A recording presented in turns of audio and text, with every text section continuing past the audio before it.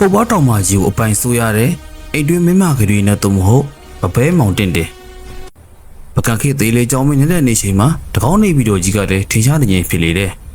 ဒီကျန်းသားရတဲ့ပကံမျိုးလေးရဲ့အလားဟာဘာနဲ့မှမလဲနိုင်တာယာပွဲရင်ချောင်းလာပါတဲ့အပြင်သာသနာလည်းထုံကားတဲ့အချိန်ဆိုလည်းမမှားဘူးပေါ့ဗျာသေးလေးကြောင်းမင်းနေတဲ့နေချိန်မှာဦးတင်တော်နဲ့တတိတော်တော်တို့ကလည်းဗပဲပညာဖြင့်အသက်မွေးဝမ်းကြောင်းပြုတယ်လို့သာသမီတော်ဦးထုံကားလေတယ်ဦးတင်တော်ဟာဗပဲပညာထုံကားတယ်လို့သားဖြစ်သူမောင်နေတဲ့မှာလည်းဗပဲပညာမှာပါရမီပါသူတဦးဖြစ်လေတယ်ဗပဲမောင်နေတဲ့ဟာထောင်ထောင်မောင်မောင်အရက်ရှိနဲ့ရုပ်ရည်ဖြောက်သူတဦးဖြစ်တယ်မောင်နေတဲ့တို့ဗပဲလက်ရကောင်းမွန်ချက်ကတော့သူ့ရဲ့လက်ဖြင့်ဗပဲထုလျင်အရေးအသွေးကောင်းမွန်နေတဲ့အကြောင်းဗပဲဘို့တွင်ဘယင်းနဲ့မူးမတ်များကလည်းတော်တော်လေးကိုလာရောက်အနံသူတွေများပြတယ်ဗပဲမောင်နေတဲ့လက်ရကိုအမျိုးမျိုးအနေနဲ့တိုင်ကမာယူသူများနဲ့စီကားနေတယ်ဗပဲမောင်နေတဲ့ညီမစောမင်းလာဟာလည်းယောက်ျားတဲ့ငေးကြီးရလောက်တဲ့အလှတရားကိုပန်ဆိုင်ထားသူတဦးဖြစ်တယ်။민သူတိုင်းကလည်းစောမင်းလာကိုသဘောကျတယ်။ကောင်းချင်းငါးပြနေပြီဆိုလို့ဝဲမောင်နေတဲ့ရဲ့ကုံရှင်ဝါကြောင့်လည်းကာလာသားတော်များများကအကူဖြစ်သူရှိလျင်စောမင်းလာအနာသူမကရဲကြပြီ။ဝဲမောင်နေတဲ့ရဲ့ဗပဲလက်ရကြောင့်တိုင်းပြည်လုံးအပြင်အိမ်နီးချင်းတိုင်းပြည်တွေကလည်းလက်ရကိုနှိမ့်ချိတ်သဘောကျကြတယ်။မောင်နေတဲ့ဟာအသက်အရွယ်နဲ့မလိုက်အောင်ခန္ဓာကိုယ်တမာထားကြပြီးခွန်အားပလာလည်းကောင်းလာပြီတဲ့။မိဖို့ထား၍ရင်းနေတို့တန်ကြောင်ကိုရေတွင်ရှဲတဲ့နှစ်ကပေပေါ်သို့တင်၍လက်ဝဲလက်မညက်ဖြစ်ကင်ကလက်ရလက်မပိတ်သက်ရှင်တရားရှိသောတူကြီးပင်နှောက်ရထုနှလိုက်သောအတန်ကအဝင်းကြီးတစ်ခုလုံးကိုရှောက်ရှားသွားစေခဲ့တယ်။လက်ဝဲလက်နှင့်ပြောင်း၍ပိတ်သက်ရှင်90ရှိသောတူကြီးပင်ထုနှရတွင်မနာတာထုနှနိုင်တန်ရှိသည်ဖြစ်၍မင်းရသူအဖို့အောဝယ်ရဖြစ်နေတယ်။အသိပညာနေပါလာတဲ့မူမအရှိုကမောင်းနေတဲ့ခွန်အားပါလာနေပြည်သူနာကိုမနာလိုဖြစ်နေတယ်။ဒီလိုနဲ့မောင်းနေတဲ့အားကုံရိုးစကားများဖြင့်တကောင်းပိရှင်မင်းကြီးထံတွင်မဟုတ်မမှန်များခြောက်ထားလေတော့တယ်။အသိဉာဏ်နဲ့တော်မှုများစကားကြောင့်ထိနှံလူမီကိုပြောကြသဖြင့်တကောင်းပိရှင်မင်းကြီးလည်းတော်တော်လေးကိုထိတ်လန့်သွားမိတယ်။ချစ်ပင်များကထိနှံလူမီကိုစိုးရင်လေးရှိတဲ့ကြတယ်။မောင်နေတဲ့တည်င်းကမာလာဆိုတာမဆုံးပြတ်တော့ဘရင်ကြီးစိုးရင်စိတ်ကမောင်နေတဲ့အာဖန်သီးပေးဖို့အချိန်ရှာမှတ်ရင်အသိဖြစ်နေလေတော့တယ်။လူကြီးမောင်နေတဲ့မင်းရဆိုဘေးကိုတော်တော်လေးထိတ်လန့်ချတယ်။မဟုတ်တာမလုပ်ပေမဲ့တမအာဒီဘောဖြင့်အတမွေးဝမ်းကြောင်းပြုနေတဲ့ကျန်တဲ့မိသားစုဝင်တွေကိုမထိခိုက်စေလိုတာကြောင့်တကောင်းဖင်ဤပိုင်နက်မှာလုတ်ကင်းရဒေတာတို့ထပြေးတင်ချောင်းရင်ပုပ်ပွားတဲ့တဝိုက်တွင်မုံအောင်နေလေတယ်။တကောင်းပြရှင်မင်းကြီးကလည်းမောင်းနေတဲ့အားပရိယေနီပြင်ဖတ်ရန်အကြံအိုက်နေလေတယ်။ဟိုကြောင့်မူးမမြအားမောင်းနေတဲ့ဤနောက်ကျောင်းရသပင်ကိုစုံစမ်းခိုင်းတယ်။ဒီလိုနဲ့တကောင်းပြရှင်မင်းကြီးကလည်းတိုင်ကားလက်လည်မယ်လို့အမိန့်ထုတ်လိုက်လေတယ်။မူမတို့ကလည်း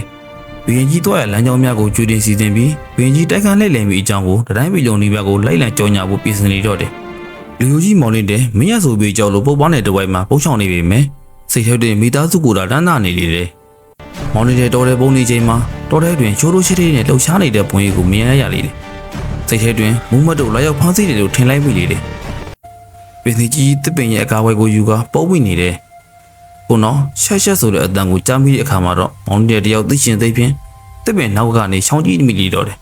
။မောင်နေတဲ့တယောက်ပါဇက်အဟောင်းသားနဲ့ငေးကြည့်မိနေတယ်။ကိုရောင်ကိုဝါတောက်ပါပြီးရှုံမောလှပတဲ့မိမပြိုလေးတအုပ်နဲ့စုံမိနေတော့တယ်။အကြီးအညီတနာမှာလှုပ်ရှားသွားတဲ့ရေကုန်တန်းစီးခြင်းထဲမှာမျောမိနေသလိုတောနောက်ထဲမှာမိမပြိုလေးဘာကြောင့်လာရတာလဲဆိုတာကိုစဉ်းစားမိနေတယ်။ရွှေနေပေရှုံမောလှပခြင်းကြောင့်ဖခင်ဖြစ်သူနဂါမင်းကစိတ်မရှာနဂါမင်းသမီးလေးရွှေနေပေရဲ့ရှုံမောလှပခြင်းကတော်တော်လေးကိုငေးမောမိနေတဲ့မောင်တဲ့နဂါမင်းသမီးလေးလည်းမောင်နေတဲ့နဲ့တန်ရုံးစင်ရစ်တယ်မိလေတယ်။တကောင်းပြရှင်ဘရင်ကလည်းတိုင်းကားလှည့်လည်ရင်စောမလာကိုတွေ့မိတယ်။အကြံရုပ်တဲ့မူမတ်တို့ကလည်းအရှင်ဖေဟာ၆ထောက်ခွင့်ပြုပါဖေဟာ။ဟိုရှိနာကမိမပြိုလေးဟာဘဲမောင်နေတဲ့နံပါတ်တော်ပါဖေဟာ။သူ့အလားတဲ့တင်းကတော့ဒီနေ့မှာတော်တော်လေးကိုမွေးပါတယ်။နှုတ်ခမ်းပွေးတက်နဲ့တကောင်းပြရှင်ဘရင်ကြီးကလည်းတော်တော်လေးကိုစဉ်းစားပြီးတော့စောမလာကိုတော်ကောက်ရင်ပြောလိုက်တယ်။မလားပါဖေဟာ။ကျွန်တော်မျိုးလိုလေးသေးပြီးစီစဉ်လိုက်ပါမယ်။သူ့ကိုညင်ထားတဲ့စောမလာဒီတခါတော့ညင်နိုင်ခြင်းမရှိအောင်လုပ်မယ်လို့ကြုံဝါထားတဲ့အမှုနဲ့အတော့ကတော့ဝမ်းသာအားရဖြစ်နေတယ်။စောမလာတယောက်တကောင်းပြရှင်ဘရင်တော်ကောက်မိတဲ့တင်းကိုကြားရတဲ့အခါမင်းုံကြီးနိုင်ဖြစ်နေလေတယ်။အကူဖြစ်သူအတွက်စိတ်အေးရလောက်ပြီလို့တွေးမိနေတယ်။မိဘတွေနဲ့လည်းတိုင်ပင်ကြည့်တဲ့အခါမှာတော့အကူဖြစ်သူအတွက်မင်းရဆိုဘေးကလွတ်နိုင်မဲ့တခုလေးတော့အခွင့်အရေးလို့ပြောကြလေတယ်။ဟိုကြောင့်စောမလာကခေါင်းညစ်ပြီးလက်ခံလိုက်လေတယ်။ဘရင်တို့ရဲ့ပရိယောကျွေးပုံကတိတ်ကြောက်ဖို့ကောင်းနေတယ်။စောမလာကိုတော်တော်လေးသဘောကျတယ်လို့ရှိနေပြီမဲ့လေ။တစ်ချက်ကုန်းတစ်ချက်ပြအနေနဲ့တော်ကောက်တဲ့အကြောင်းကိုတွေးမိပြီးသဘောကျနှိမ့်ချိုက်နေတဲ့တကောင်းပြရှင်ဘရင်ကြီးကတ တော်လေးကိုစိတ်ထဲမှာကျဉ်းနှက်မိနေတယ်။ဂျာဒူမင်းစည်းစိမ်နဲ့ပတ်သက်ရင်ဘယ်သူမှပုံမထားသလိုထီနန်းလူမိအရေးအယောင်ကိုတခုမှမရှိစေလို့ဘယ်သူမှထီနန်းကိုမပေးလို့နေရာလေးပြောက်မှာဆိုလို့စိုးရိမ်နေတာကြောင့်အမားအမှန်ကိုတော်လေးမခွဲခြားနိုင်ငါနဲ့မတူငါရန်သူတို့သဘောထားလေတယ်။သို့တော့စောမလာအပေါ်ကိုချူချူသားနဲ့ဆက်ဆံလေတယ်။သူ့နှမအကောင်းဆက်ဆံမှာသူ့မောင်ပြန်လာမယ်မလား။စိတ်မောင်ဖုံးနေတာကြောင့်တော်လေးအဟိုအမားမှမခွဲခြားနိုင်ဖြစ်နေတယ်။ရွှေနေဘေးနဲ့မောင်နေတဲ့တန်ရောစင်ကဘာငယ်လေးကပုပ်ပွားနယ်ထဲမှာတန်ရောစင်အထက်ထက်ရစ်ပတ်လို့တယောက်နဲ့တယောက်ဘဝကိုပုံအပ်မိကြလေတယ်။အချိန်ကာလကြာမြင့်သည်နှင့်အမျှတန်ရောစင်ကြိုးလေးကခိုင်မာလာသလိုမိသားတောက်ဝင်ပေါင်းသိနေထိုင်ရာကာလအတန်ကြာရာတွင်သားတော်နှစ်ပါးရရှိခဲ့တယ်။ဟိုသားတော်နှစ်ပါးရဲ့အမည်မှာမြောက်မင်းရှင်ဖြူနှင့်